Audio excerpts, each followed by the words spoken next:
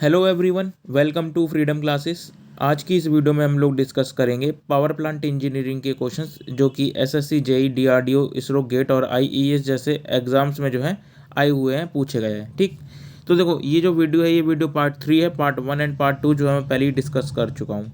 अगर आपने part 1 and part 2 नहीं देखा है तो आप सबसे पहले उसको देखो, क्योंकि वहाँ पर भी जो है मैंने काफ़ी डिटेल में क्वेश्चन अच्छे से एक्सप्लेनेशन के साथ एक्सप्लेन करे हुए हैं। ओके, तो स्टार्ट करने से पहले मैं आपसे एक चीज़ बताऊंगा आपको कि हमारा व्हाट्सएप पर ग्रुप है। अगर अभी तक आपने उसको ज्वाइन नहीं करा है तो ज्वाइन कर लो, क्योंकि वहाँ पर आपको रेगुलर बेसिस पे अपडेट्स और पीडीएफ करंट अफेयर्स के नोट्स मिलते रहते हैं। ओके, स्टार्ट करते हैं फर्स्ट क्वेश्चन से। तो देखो यहाँ पर जो हमारा फर्स्ट क्वेश्चन है पावर प्लांट का, वो फर्स्ट क्वेश्चन क्या है? A device use to increase the temperature of saturated steam without raising its pressure is called. अब हमसे यहाँ पूछ रहा है वो कौन सी डिवाइस होती है जो कि टेम्परेचर इंक्रीज करती है किसका? सैचुरेटेड स्टीम का, विदाउट इफेक्टिंग इट्स प्रेशर, बिना किसी प्रेशर के चेंज करे। तो देखो हमारे पास यहाँ चार ऑप्शंस दे रखे हैं। ब्लो ऑफ कॉक है, फ्यूजल प्लग है, सुपर हीटर है, स्टॉप वाल्व है। ओके, अब इसका सही आंसर जानने से पहले समझते हैं कि ये सारी की सारी चीज़ें क्या है।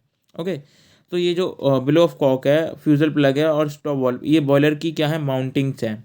और ये जो सुपर हीटर है, ये बॉयलर एसेसरी है, कहीं ना कहीं जो है बॉयलर की परफॉर्मेंस बढ़ाता है। ओके, अब यहाँ पर पूछ रहा है कि ऐसी कौन सी डिवाइस है इन तीनों चारों में से जो टेम्परेचर इंक्रीज करती है स्टीम का। अब देखो हम सभी को पता है सुपर हीटर का फंक्शन क्या होता है। सुपर हीटर का फंक्शन होता है कि जो हमारी स्टीम होती है उसको दोबारा से रीहीट करना है, या फिर उसका जो टेम्परेचर है उसको इंक्रीज़ करना होता है। ठीक, तो यहाँ पर जो ऑप्शन सी है बिल्कुल करेक्ट हो जाएगा। सुपर हीटर जो हमारा आंसर सी जो है बिल्कुल करेक्ट है। अब थोड़ा सा इसको और डिटेल में समझते हैं थ्योरी के साथ। तो देखो यहाँ पर बोर्ड रखा है, a device use to increase the temperature of saturated steam without raising its pressure is called super heater. ये तो क्वेश्चन की लैंग्वेज थी, जैसा जैसा क्वेश्चन बताया गया था वैसे ही सेम जो है वो आंसर के फॉर्म में बता दिया गया है।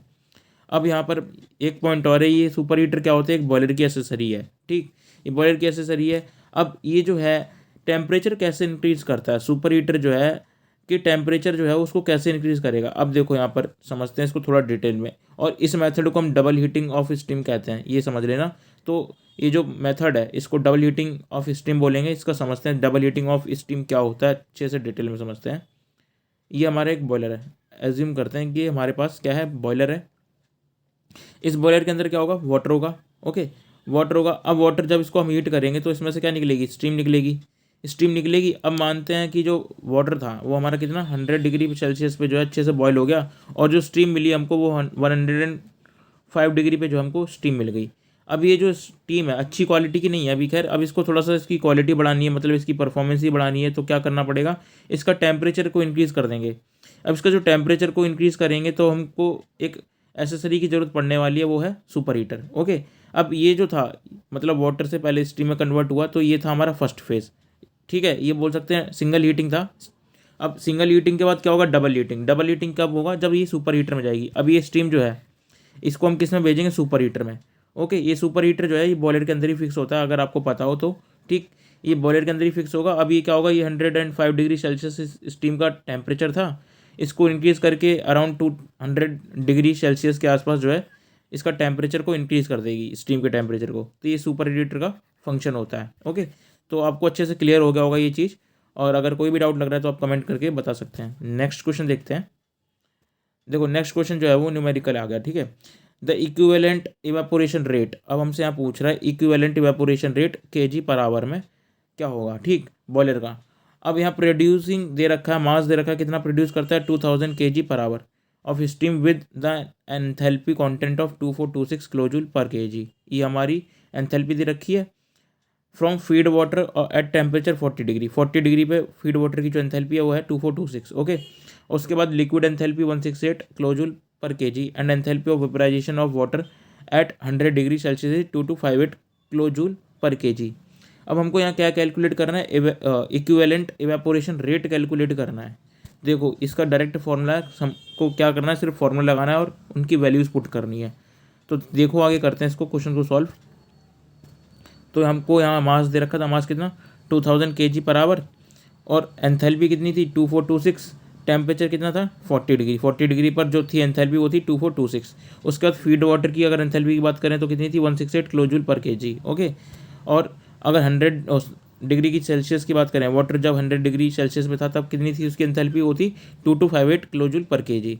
ओके, अब यहाँ पर जो है इक्विवेलेंट इवेपोरेशन रेट दे रखा है। इक्विवेलेंट इवेपोरेशन रेट होता है H1। H1 क्या था हमारा, एंथैल्पी थी किस पे 40 डिग्री सेल्सियस पे, और H फीड वाटर की एंथैल्पी थी डिवाइडेड बाय HFG जो 100 डिग्री सेल्सियस पे जो एंथैल्पी थी वाटर की वो, और इनटू में इसको मास से मल्टीप्लाई कर दिया, जो मास जो है जो हमारा मिल रहा था स्टीम का। ओके, तो कुछ इस तरीके से जो है ये फॉर्मूला यूज़ होगा। अब डायरेक्ट हमको क्या करना है, वैल्यूज़ पुट करनी है और आंसर निकाल देना है। ठीक, तो कुछ इस तरीके से जो है ये था हमारा मास, ये H1, ये H एट 40 डिग्री, और ये 100 डिग्री पर था HFG। ओके, तो कहीं ना कहीं जो हमारा इसको कैलकुलेट करने के बाद 2000 kg पर आवर जो है हमारा आंसर आ जाएगा। ओके, देखते हैं यहाँ पर कौन सा ऑप्शन जो है बिल्कुल करेक्ट है। तो देखो 2000 kg, ये जो इसकी यूनिट होगी kg पर आवर, ये जो है हमारा ऑप्शन ए जो है बिल्कुल करेक्ट है। देखो इस रोल में पूछा गया क्वेश्चन है 2019 में। ओके, गेट में ही पूछा हुआ है 1993 में।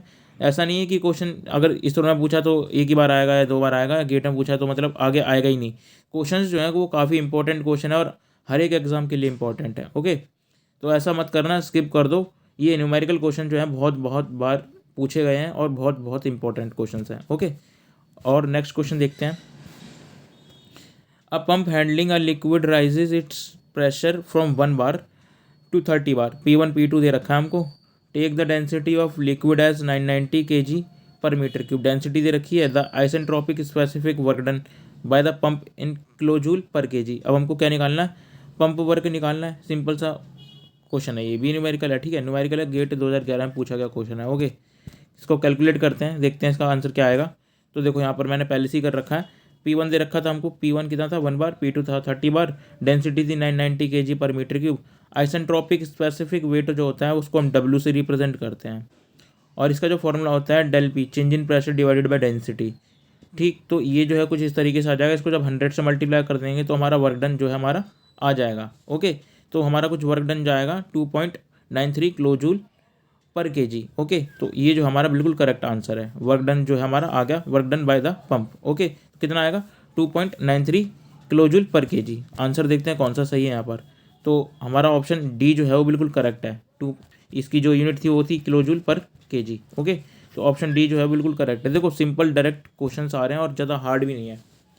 आपने अभी तक 2 क्वेश्चन देखे न्यूमेरिकल, इसमें क्या हुआ कि डायरेक्ट हमने जो है सिंपल फार्मूला था और फार्मूला में जो है हमने सीधा का सीधा वैल्यू पुट करा और आंसर हमारा कैलकुलेशन से आ गया। ठीक है, नेक्स्ट क्वेश्चन देखते हैं।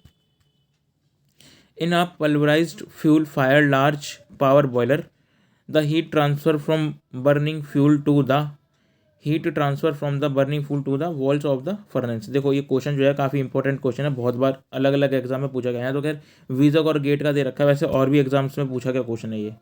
यहाँ हमसे क्वेश्चन का मतलब क्या है इसको समझते हैं। सबसे पहले जो हमारे लार्ज बॉयलर्स होते हैं, ठीक, उनमें जो फ्यूल बर्न होता है और उसकी बॉयलर की जो वॉल्स होती हैं उनमें हीट ट्रांसफ़र किस मेथड से होता है। तो यहाँ ये पूछ रखा है कंडक्शन से होता है, कन्वेक्शन से होता है, कंडक्शन कन्वेक्शन दोनों से होता है, या रेडिएशन से होता है। तो यहाँ पर मैं आपको बता दूँ जो हीट ट्रांसफ़र होता है फर्नेस की वॉल पर वो होता है हमारा रेडिएशन वाले मेथड से। ओके, तो ये इंपॉर्टेंट ये है कि रेडिएशन वाले मेथड से होता है। अब रेडिएशन सभी को पता होगा क्या होता है, कंडक्शन पता है सभी को क्या है, अनकन्वेक्शन भी पता है। ओके, आपने सब पढ़ रखा होगा इन तीनों के बारे में।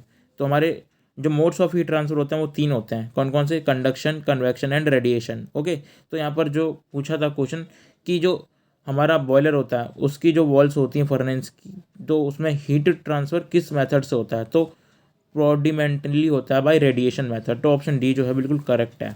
ओके, ज़्यादा कंफ्यूज मत होना, बहुत इजी क्वेश्चन था। ओके, नेक्स्ट क्वेश्चन देखते हैं, बहुत इंपॉर्टेंट क्वेश्चन था वैसे तो ये।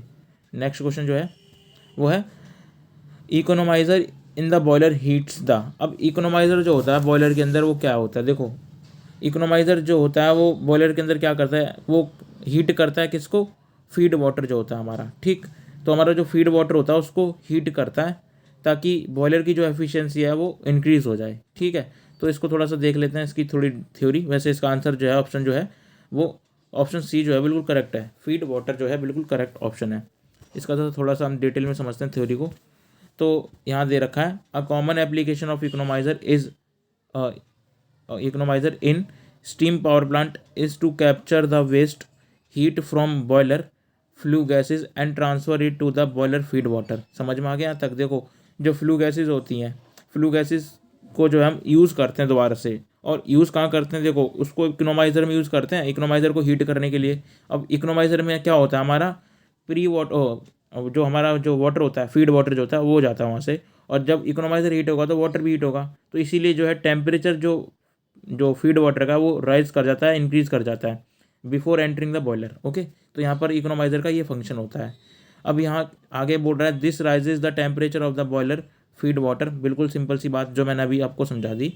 Lowering the needed energy input in turn reducing the firing rate needed for the rate boiler output. देखो यहाँ पर कुछ भी नहीं है ऐसा, ये थोड़ी थ्योरी आपको घुमा फिरा के दे रखी है, मैंने आपको अच्छे से समझा दिया। वही चीज़ है कि जो फीड वाटर होता है उसको प्री हीट करता है before entering the boiler. Okay, तो इकोनोमाइज़र का ये फंक्शन है। ठीक, अगर आपको कोई भी डाउट लग रहा है, कोई भी दिक्कत आ रही है, तो आप जो है कमेंट करके बता सकते हैं। ओके, नेक्स्ट क्वेश्चन देखते हैं।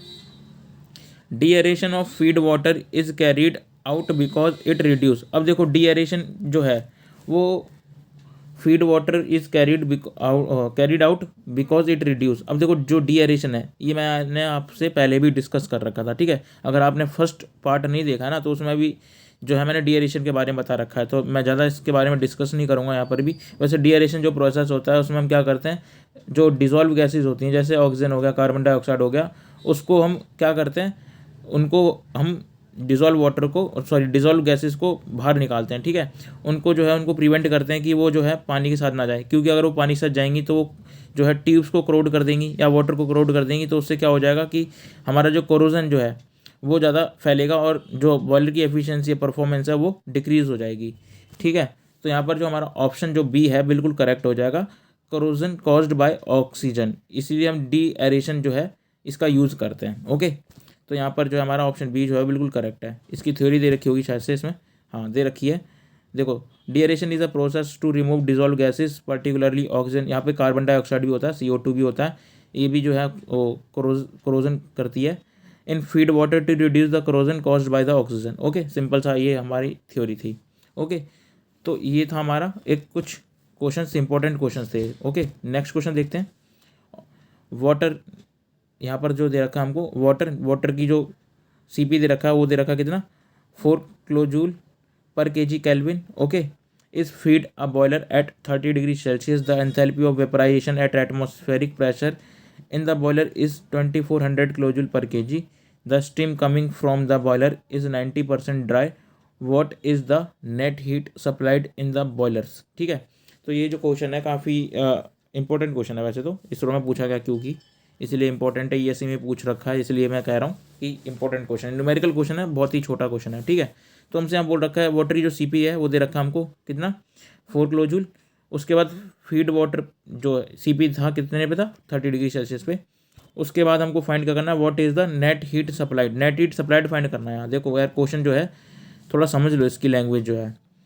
वाटर की जो CP थी वो दे रखी थी 30 डिग्री सेल्सियस पे, 4 kilojoule per kg kelvin. The enthalpy of vaporisation at atmospheric pressure in the boiler का प्रेशर भी दे रखा था। The steam coming out from the 90% dry. Okay, तो क्वेश्चन जो है वो सिंपल ही है। देखो यहाँ पर अगर मैं बात करूँ तो मास दे रखा था कितना, 1, एज्यूम करके चलते हैं 1 नहीं दे रखा है, वैसे एज्यूम करते हैं क्योंकि कांस्टेंट होता है। ओके, CP दे रखा था बॉयलर के लिए कितना, 4 kilojoule per kg kelvin. Okay, उसका चेंज इन टेम्परेचर कितना था, 100 - 30 70 डिग्री हो जाएगा। कैसे देख लो, यहाँ पर जो टेम्परेचर था कितना था, टेम्परेचर की अगर बात करें तो वो था हमारा एक 30 था, दूसरा था अब 100 डिग्री सेल्सियस पे जो है वो स्टीम में कन्वर्ट होता है। ओके, 100 डिग्री सेल्सियस पे स्टीम में कन्वर्ट होता है, तो चेंज इन टेम्परेचर कितना आ जाएगा, 100 - 30 तो 70 आ जाएगा ना। सिंपल सी बात है ये चीज़, ठीक समझ में आया। उसके बाद ड्राई स्टीम दे रखी थी कितनी है, 90%, इसको हम 0.9% और 0.9 ले सकते हैं ड्राई स्टीम को। एंथैल्पी दे रखी थी HFG कितना, 2400 किलोजूल पर kg। ओके, अब क्या होता है, Q जो होता है वो mCp/dt होता है और plus x into HFG। x क्या है, ये ड्राई स्टीम है। ओके, इसको हमने कितना लिया था, 0.9 लिया था। CP की वैल्यू दे रखी थी, DT भी दे रखा था, मास हमको कांस्टेंट लेना 1 ही ले सकते हैं। ठीक है, और उसके बाद HFG की वैल्यू दे रखी है, सबकी वैल्यू दे रखी है, हमको हीट निकालनी है।